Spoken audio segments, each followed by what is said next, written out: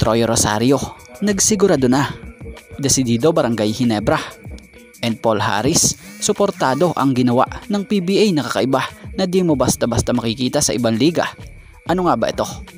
And LA Tenorio, tumanggi sa offer ng SBP. So bago nga natin talakayin yan shoutout sa mga solid nating ka-teammate na sila Janapot TV, Sniper Santos, Vicente Nagar, Malyari Mascareñas, and Paul Ryan Collis. Former PBA import Paul Harris napapost sa kanyang Instagram after malaman ang bago sa PBA. Sa mga hindi nakakaalam, si Paul Harris ang former PBA import na nakapaglaro sa TNT at nakalasap ng isang kampyonato. Bukod dyan, minsan na ring naging kabarangay na kung titingnan nyo, mas dito pa nga siya mas nakilala dahil sa daming fans rin ng Barangay Ginebra na sumuporta sa kanya. At siya nga yung isa sa kaibigan ni Justin Brownlee na siyang pumalit rito nang ma-injury ito noon sa Ginebra. At bukod sa Ginebra, naging part din ito ng Phoenix Fuel Masters.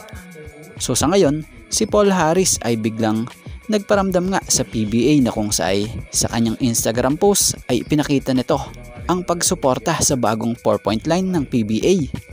Sa paniniwalang ang makabagong panuntunang ito sa pinakamatagal na liga ng basketball sa Asia ay isang game changer at umaasa na ang ibang mga liga sa buong mundo ay susunod din.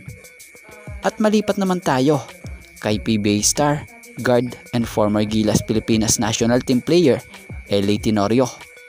So batay sa report, tuluyan na nga po ang magiging pagtanggal kay Josh Reyes, head coach ng Gilas Pilipinas na humawak sa Batang Gilas dahil na nga rin sa naging masamang performance nila sa nakaraang FIBA Under-17 World Cup and FIBA Under-18 Asia Cup. At isa nga sa napabalitang kinukonsidera na maaaring pumalit rito itong kasalukuyang Ginebra veteran player na si LA Tenorio. Batay sa unang report, tumanggi na ang nasabing manlalaro sa offer ng SBP bilang maging head coach ng Batang Gilas.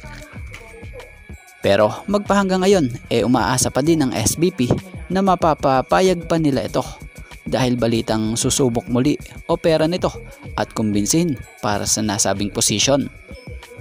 So abangan natin kung makukumbinse ba ng SBP itong si LA para sa nasabing head coach position for Batang Gilas.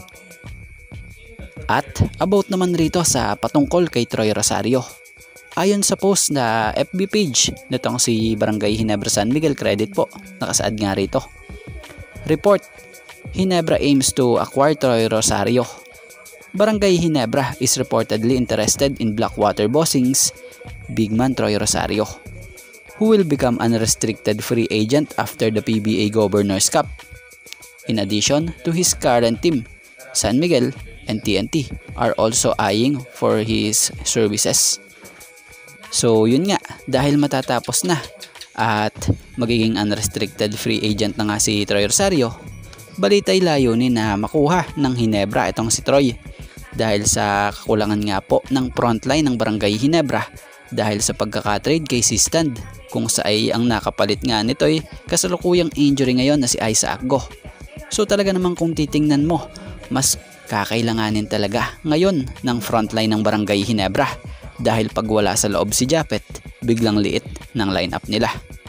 So bukod pala sa Barangay Ginebra, interesado rin raw yung sister team ng Ginebra na SMB dito dahil balak nila i-partner ito kay Junmar Fajardo. Bukod dyan, TNT Tropang Giga, ang kanyang former team, interesado rin raw muling papirmahin ito. Pero syempre, ang ninanais ni Troy Rosario ngayon ay ang pinakamagandang offer na ika nga niya noon pa gusto niya masecure na yung family niya dahil hindi na nga raw siya bumabata. So ibig sabihin magandang kontrata ang tinatarget talaga ni Troy Rosario para sa susunod niyang pagpirma bilang paghahanda na rin for the future. Dahil ngayon, nasa peak na nga raw siya ng kanyang karir. So maganda na nga ngayon pa lang planado na. So tama naman yun at agree tayo dito kay Troy. Kaya naman, abangan na lang natin after ng PBA Governors Cup kung saan siya pipirma na kuponan. So yan, sa ngayon mga ka-teammate, ito nga lang po muna ang ating sports pasada. And thank you for watching guys and God bless. everyone. Shoutout sa mga solid nating ka-teammate na sila Joe Belurot,